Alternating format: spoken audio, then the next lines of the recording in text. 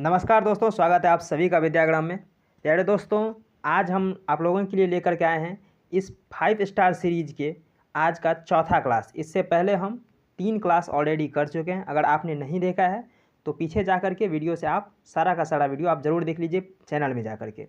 आज हम चौथा क्लास लेकर के आए हैं और इसमें हम मोस्ट इंपॉर्टेंट क्वेश्चन करने वाले हैं जो कम से कम 5 बार रिपीट हो चुका है, यानी कि 5 से ज़्यादा बार जो रिपीट हो चुका है हम उन क्वेश्चन को करने वाले हैं और कोशिश करेंगे 5 मिनट के अंदर हम उसे निपटाने का। तो चलिए हम शुरू करते हैं आज के पहले क्वेश्चन तरफ। देखिए, आज का हमारा पहला क्वेश्चन करा है कोशिकीय श्वसन का पहला चरण जिसमें 6 कार्बन अणु वाले ग्लूकोज का 3 कार्बन अणु वाले पायरुवेट में विघटन होता है, वह किस कोशिकांग में होता है। जैसे कि कोशिका में श्वसन के द्वारा ऊर्जा निर्माण होता है, उसी तरह से जो 6 कार्बन वाला जो ग्लूकोज होता है उसे तोड़ करके छोटे कार्बन में यानी कि 3 कार्बन वाले पायरुवेट में बदला जाता है। तो वो क्रिया कहाँ होता है? मोस्ट इंपॉर्टेंट क्वेश्चन है, 6 बार से ज़्यादा रिपीट हो चुका है। इसका सही आंसर है कोशिका द्रव्य, यानी कि कोशिका द्रव्य में ही कोशिका का श्वसन होता है। तो उसी के दौरान जो है 6 कार्बन वाले ग्लूकोज को तोड़ करके 3 कार्बन वाले पायरुवेट में बदल दिया जाता है। इसका सही आंसर हो जाएगा कोशिका द्रव्य। अब जानते हैं कोशिका द्रव्य किसे कहते हैं। मान लीजिए कि यह एक कोशिका है और इस कोशिका के बीच में एक केंद्रक है। केंद्रक के बीच में अपना क्रोमेटिन, डीएनए, आरएनए पाया जाता है। बाकी जो जगह बच गया ये कोशिका के अंदर, यहाँ पे माइटोकॉन्ड्रिया, राइबोसोम, लाइसोसोम, ये सारा अंग जो है ये केंद्रक के बाहर पाया जाता है। तो कोशिका द्रव्य किसे कहते हैं? देखिए, कोशिका के न्यूक्लियस वाले पार्ट को छोड़ करके बाकी जितना भी पदार्थ है ये सारा का सारा पदार्थ कोशिका द्रव्य में माना जाता है। ठीक है, कोशिका द्रव्य में कौन सा माना जाएगा? इसमें जो रक्त यानी कि जो पानी टाइप से भरा रहता है, जेली जैसा पदार्थ वो, और जो सेल ऑर्गेनेल यानी कि कोशिका का जो अंग है जैसे माइटोकॉन्ड्रिया, राइबोसोम, लाइसोसोम, ये सभी अगर मिला जाए तो उसे हम कोशिका द्रव्य कहते हैं, जिसे इंग्लिश में हम साइटोप्लाज्म कहते हैं। और अगर इन सबको मिला यानी कोशिका के साथ साथ न्यूक्लियस को भी मिला दें तो वो होता है हमारा प्रोटोप्लाज्म, जिसे हम जीव द्रव्य कहते हैं। तो आपको याद रखने की जरूरत है कोशिका द्रव्य किसे कहते हैं। अगर कोशिका में से न्यूक्लियस को हम काउंट नहीं करें तो वो कोशिका द्रव्य, और अगर न्यूक्लियस भी काउंट कर लें तो उसे हम जीव द्रव्य के नाम से जानते हैं। तो इसका सही आंसर कोशिका द्रव्य हो गया। चलते हैं नेक्स्ट क्वेश्चन तरफ। ये क्वेश्चन कह रहा है प्रकाश संश्लेषण के लिए कौन सा घटक आवश्यक है। ये मोस्ट इंपॉर्टेंट क्वेश्चन है, 6 बार से ज़्यादा रिपीट हो चुका है, इसको याद रखने की जरूरत है। देखिए, प्रकाश संश्लेषण के लिए हमारा CO2 होना जरूरी है, यानी कि CO2 जिसे हम कार्बन डाइऑक्साइड कहते हैं। H2O होना जरूरी है जिसे हम जल कहते हैं, H2O। उसके साथ सूर्य का प्रकाश भी होना जरूरी है, और पर्णहरित जिसे हम इंग्लिश में क्लोरोफिल कहते हैं।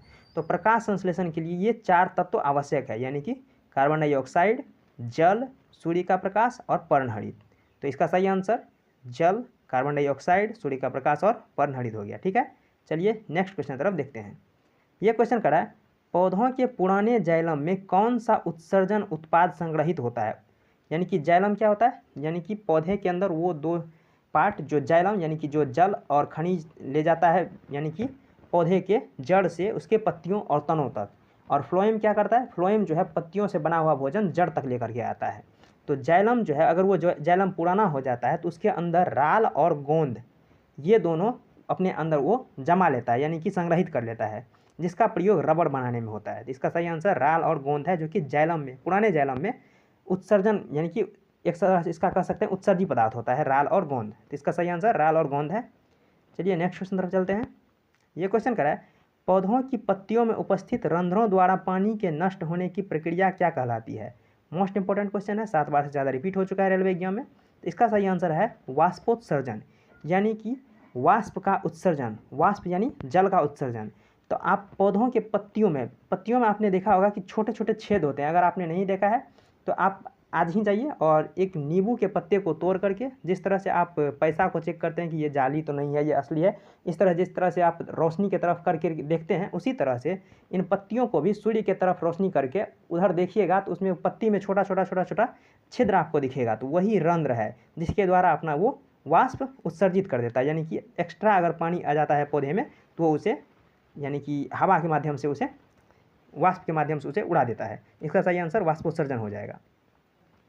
नेक्स्ट ये क्वेश्चन करा है प्रकाश संश्लेषण के दौरान उत्पन्न गैसीय अपशिष्ट कौन सा है। यानी कि प्रकाश संश्लेषण के दौरान जो है गैस बनता है उसको क्या कहते हैं, वो ऑक्सीजन गैस होता है, जो कि हमारे लिए बहुत ही आवश्यक है, जिसे प्राणवायु कहते हैं। यानी कार्बन डाइऑक्साइड लेता है, जल लेता है, सूर्य का प्रकाश लेता है, और क्लोरोफिल की मदद से वो प्रकाश संश्लेषण करता है, उसमें अपना भोजन भी बना लेता है और हम लोगों के लिए ऑक्सीजन भी उत्सर्जित कर देता है। तो इसका सही आंसर ऑप्शन नहीं, इसका सही आंसर हो जाएगा ऑक्सीजन। ठीक है, चलिए तो नेक्स्ट क्वेश्चन देखते हैं। ये क्वेश्चन कह रहा है कोशिका की खोज किसने की। ये आप लोगों के लिए कमेंट में आंसर देने लायक ये क्वेश्चन है, इसका जवाब आपको कमेंट में देना है। मिलते हैं नेक्स्ट वीडियो में, तब तक के लिए धन्यवाद, जय हिंद।